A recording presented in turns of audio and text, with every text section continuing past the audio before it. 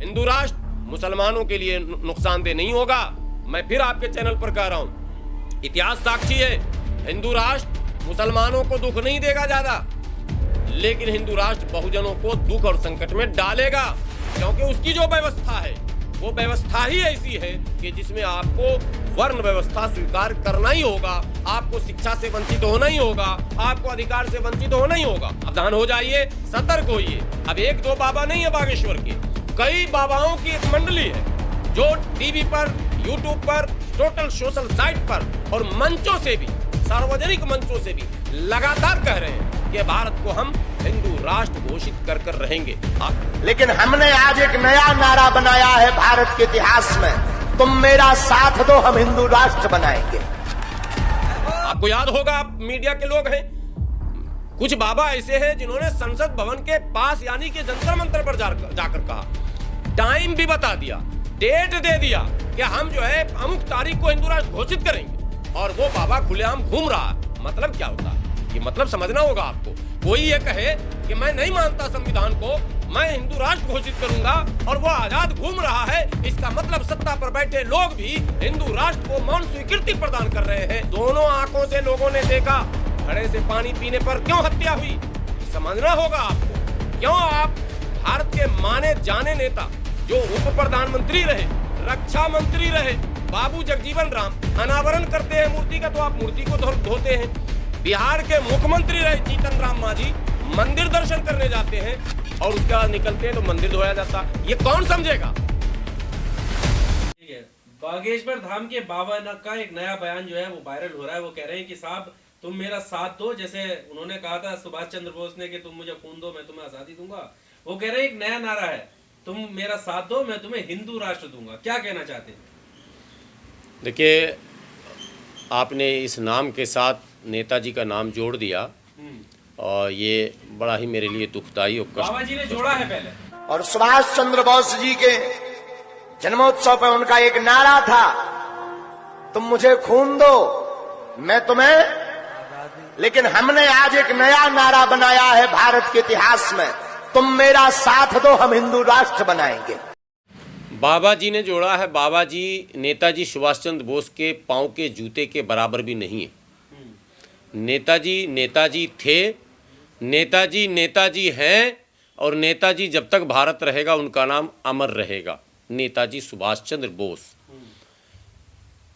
अब बागेश्वर धाम के बाबा शास्त्री, धीरेन्द्र शास्त्री जी ने जो कहा है, ये परंपरा रही है भारत की।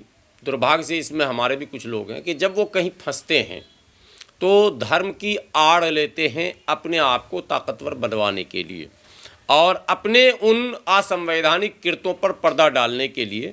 वही काम बागेश्वर धाम के बाबा ने भी किया। जब वो बुरी तरह फंस गए, उनके एक बयान नहीं है, उनके 7-8 ऐसे बयान आए हैं जो असामाजिक, अधार्मिक और असंवैधानिक भी हैं। लेकिन दुर्भाग्य है कि सरकारें भी खामोश हैं। ऐसे बाबा पर सरकार को कार्रवाई करनी चाहिए। अभी जो बयान उन्होंने दिया कि तुम मुझे मेरा साथ दो मैं तुम्हें हिंदू राष्ट्र दूंगा, भारत के उन तमाम लोगों को जो आज स्वतंत्रता और बंधुत्व और समता और समानता की बात करते हैं, संविधान की दुहाई देते हैं, संविधान ने जिन्हें एट्रोसिटी एक्ट दिया, संविधान ने जिन्हें सम्मान दिया, संविधान ने जिन्हें आरक्षण दिया, संविधान ने जिन्हें सत्ता के शिखर तक पहुंचाया, उन लोगों के लिए ये एक बहुत ही बड़ा चैलेंजिंग शब्द है।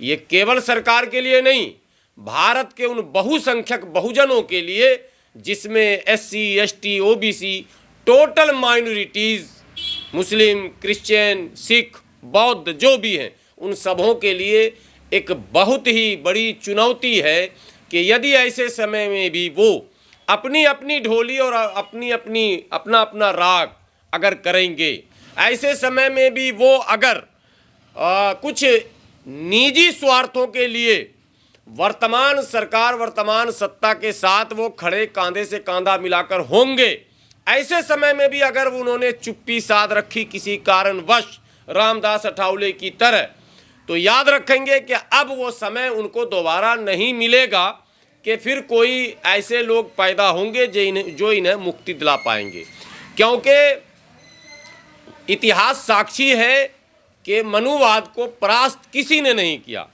मुस्लिम शासक आए, 800 साल तक मुस्लिम शासकों ने हुक्मरानी की, बाहर से आए, मुगल आए, तुगलक आए, बलबन आए, खिलजी आए, ऐबक आए, सब आए, लेकिन मनुवाद की कमर नहीं तोड़ पाए, सामाजिक विषमताओं को नहीं पाट पाए। उसके बाद कई राजा महाराजाओं को भी अवसर मिला। इतिहास के पन्नों को उलटने की जरूरत नहीं है, अब लोग जानते हैं, डिजिटल माइंड भी हो चुका है डिजिटल दौर में। केवल स्वतंत्र भारत का एक संविधान था जो बाबा साहब अम्बेडकर ने इस संविधान को डिजाइन किया, बनाया। उसने आपको इन तमाम मनुवादियों, पाखंडियों और इस तरह के तमाम व्यवस्थाओं से मुक्ति दिला दी। आपको स्वतंत्र जीवन जीने का अवसर दिया, आपको अपने मन का स्कूल चुनने का अवसर दिया, आपको अपने मन की भाषा चुनने का मौका मिला, आपको अपने मन का कपड़ा पहनने का मौका मिला, आपको अपने मन का घर बनाने का मौका मिला, आपको अपने मन की पार्टी बनाने का मौका मिला, आपको अपने मन का संगठन बनाने का मौका मिला। ये केवल और केवल भारतीय संविधान है, जिसकी कल हम जो है डंके की चोट पर पूरी दुनिया को झंडा फहराकर दिखाएंगे कि हम आज 74वां गणतंत्र दिवस मना रहे हैं। आज जब हम 74वां गणतंत्र दिवस मना रहे हैं तो भारतीय संविधान इसी दिन जब लागू हुआ था, उस दिन मनुवाद दफन हो गया था, सामंतवाद दफन हो गया था, जातिवाद दफन हो गया था। लेकिन दुर्भाग्य से जितने लोग ब्राह्मणों को गाली बकते हैं, बहुजन के लोग, मैं उनसे कह रहा हूं, बहुजन को गाली बकने वालों कान खोलकर सुन लो। जो बहुजन समाज के नेता ब्राह्मणों को गाली बकते हैं, ठाकुरों को गाली बकते हैं, काश लाला को गाली बकते हैं, कहते हैं ये स्वर्ण हिंदू हैं, ये हमारे दुश्मन हैं, आज मैं आपके चैनल के माध्यम से कहता हूं, अब स्वतंत्र भारत में स्वर्ण हिंदू हमारे दुश्मन कम हैं, हमारे समाज के ज्यादा हमारे दुश्मन हैं, जिन्होंने संविधान को कमजोर करने, संवैधानिक व्यवस्था को कमजोर करने में बढ़ चढ़कर हिस्सा लिया है और मनुवाद को पोषित किया है, प्रफुल्लित किया है। यह मैं दावे के साथ कहता हूं। इसका उदाहरण एक दो नहीं, अनेकों उदाहरण है। और आज की मौजूदा सरकार में भी कम से कम 3 दर्जन से अधिक SC के लोग और लगभग 3-4 दर्जन OBC के लोग और लगभग 1 दर्जन ST के लोग आज भी इस सरकार को कांधा दिए हुए हैं। जब इस सरकार में ऐसे लोगों को सांसद बनाया जाता है जो एक बहादुर सिपाही की शहादत पर यह कहता हो कि मेरे शराब से वो मर गया, और वो इस पवित्र संविधान के द्वारा बनाए हुए सबसे बड़े भारत के मंदिर में उसका प्रवेश हो जाना, गोया के संविधान के द्वारा बनाए गए उस संसद भवन को अपवित्र करने का काम किया गया, और हमारे तमाम लोग आंखें बंद कर देखते रहे और तालियां पीटते रहे। तो ये जो भूमिका हो रही है, ये भूमिका जो मीर जाफर मीर सादिक की है और जयचंद की है, पहले हमारे समाज के लोगों से मेरी विनती है कि यदि संविधान बचाना चाहते हो, हिंदू राष्ट्र मुसलमानों के लिए नुकसानदेह नहीं होगा। मैं फिर आपके चैनल पर कह रहा हूं, इतिहास साक्षी है, हिंदू राष्ट्र मुसलमानों को दुख नहीं देगा ज्यादा, लेकिन हिंदू राष्ट्र बहुजनों को दुख और संकट में डालेगा, क्योंकि उसकी जो व्यवस्था है वो व्यवस्था ही ऐसी है कि जिसमें आपको वर्ण व्यवस्था स्वीकार करना ही होगा, आपको शिक्षा से वंचित होना ही होगा, आपको अधिकार से वंचित होना ही होगा। तो आप अगर चाहते हैं कि हम देश में मुख्य भूमिका, आप शासक वर्ग हैं, आप बहुजन, बहुजन का मतलब क्या होता, क्यों काशीराम साहब ने हाथी चुनाव चिन्ह दिया था, बड़ा आकार, हम बहुजन 85% का नारा देते हैं। नारा तो बहुत अच्छा लगता है, बोल 85 जय मूल निवासी, फला चिला 1000 नारे लग गए, लेकिन जो लोग नारा लगा रहे हैं वो लोग भी कहीं ना कहीं मनुवाद को अप्रत्यक्ष रूप से समर्थन कर रहे हैं। सावधान हो जाइए, सतर्क होइए। अब 1-2 बाबा नहीं है बागेश्वर के, कई बाबाओं की एक मंडली है जो टीवी पर, यूट्यूब पर,